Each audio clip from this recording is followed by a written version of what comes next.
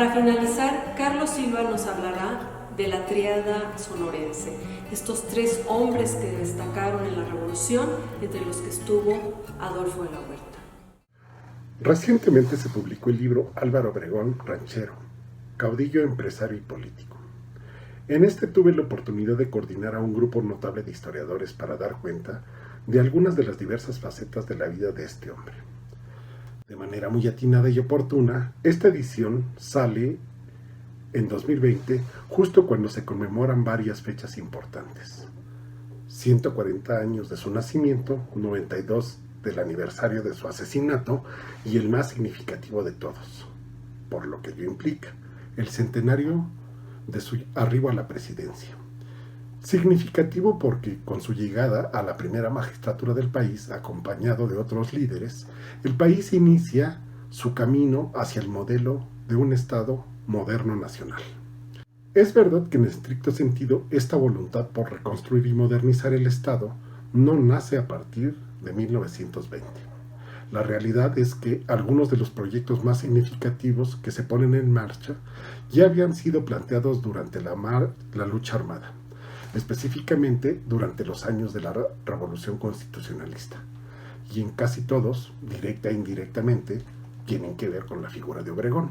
Por ejemplo, durante los años de la Convención, la participación del licenciado José Vasconcelos al frente de la Secretaría de Educación, o como el ingeniero Alberto J. Pani, que por esos años había propuesto la fundación de una universidad popular y un tiempo después un Congreso Nacional de Industriales, por la necesidad imperante de abrir un espacio a la clase media pujante y que a esta alcanzara un lugar determinante en las decisiones políticas, sociales y económicas del país.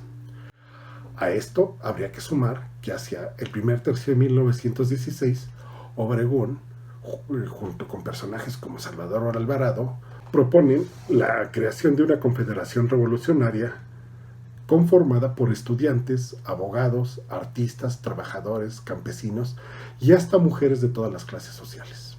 De hecho, entre este grupo destacaban figuras como el artista Gerardo Murillo, doctor, quien dirige el órgano de esta institución, La Vanguardia, en que básicamente se manifiestan las inquietudes tales como la urgencia de una nueva propuesta de reforma agraria, contraponiéndose a la ley agraria de 1915 de Luis Cabrera, y una laboral, conceptos que Obregón había tomado como su bandera, amén de la creación de una Federación Nacional de Sindicatos, Obreros y Campesinos. Y, por supuesto, muy importante, el tiempo en que Obregón colabora en la fundación del Partido Liberal Constitucionalista. Muchos de los conceptos anteriores mencionados ahora fueron llevados como propuestas al Congreso Constituyente de 1917 por Obregón y el llamado Grupo Renovador. En este libro citado, yo realicé un trabajo a la limón con el doctor Álvaro Matute sobre los primeros testamentos del caudillo sonorense. A partir de este ensayo, concluimos varias situaciones. 1. Obregón, con su estado de salud quebrantado, decide no ser parte del gabinete de Carranza. Esta decisión, considerada por muchos de suma inteligencia, le trajo muchos adeptos, pues a diferencia de quien sí lo hizo, Obregón mantuvo intacto su prestigio de militar invicto y su incipiente actuación política. Este retiro lo aprovechó para desarrollar su faceta de empresario, hacer fortuna y estrechar lazos políticos, económicos, sociales y culturales. Hacia finales de 1919 y principios de 1920, cobra fuerza su participación en la creación del Partido Liberal Constitucionalista, que habíamos recién mencionado, pues se hace elegir como el candidato a la presidencia del país. Durante el proceso considerado como el movimiento de Agua Prieta, Obregón utiliza su ascendencia política con los grupos norteños y con aquellos viejos revolucionarios que habían sido liquidados desde la convención, como los maderistas y los zapatistas. Ello con la intención de que fuera también el candidato reconocido por todos. Hay que recordar que en ese momento Obregón tiene un traspié con Carranza, lo lo obliga a escapar del país, de la Ciudad de México, y estando en el estado de Guerrero reconoce el plan de Agua Prieta lanzado por De la Huerta y por Calles. Con la muerte de Carranza llega a la presidencia Adolfo de la Huerta, y Obregón aprovecha esta política pacificadora de su paisano durante su interinato presidencial.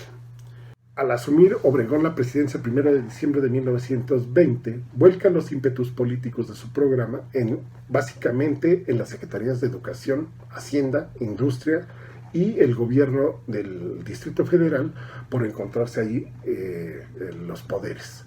Sin embargo, todas sus políticas públicas se vuelven un tanto inciertas por la relación tambaleante que existe con el gobierno norteamericano, quien en esos momentos vive momentos de reorganización por la guerra de 1914 y por las políticas de México a partir de la Constitución, específicamente por los intentos de establecer el artículo 27 constitucional.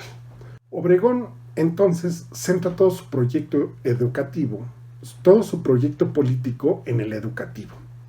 Ya hablamos de que esto ya tenía un largo proceso desde 1915 con Vasconcelos, y en los intentos por la reacreditación del gobierno para iniciar los pagos de la deuda externa y así obtener el reconocimiento norteamericano, y con ello evitar a toda costa un intento de invasión por los vecinos del norte.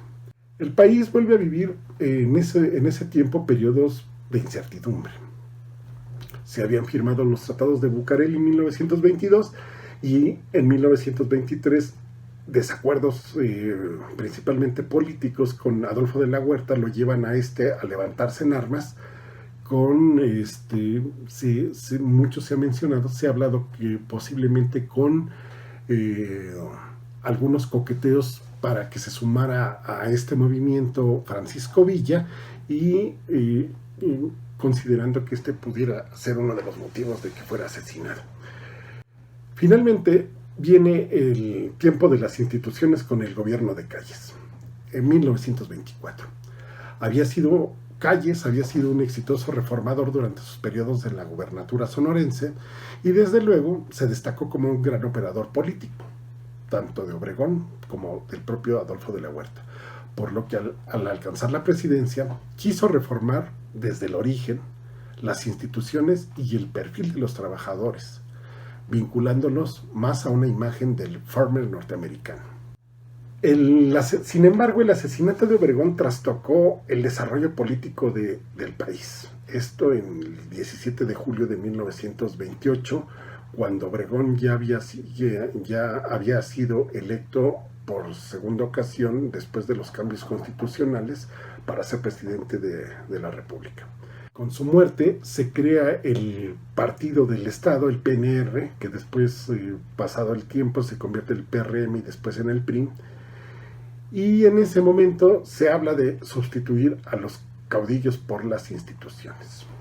Aquí se podría hacer un corte de caja. Si bien es cierto que fue una lucha de por lo menos 8 años hasta la muerte de Obregón, y posteriormente con la creación del partido y la institucionalización de todas las fuerzas políticas durante el maximato y después el carrancismo, no fue un logro total de este camino para llegar a la modernización del Estado mexicano, pero por supuesto que hubo cambios radicales a diferencia del antiguo régimen.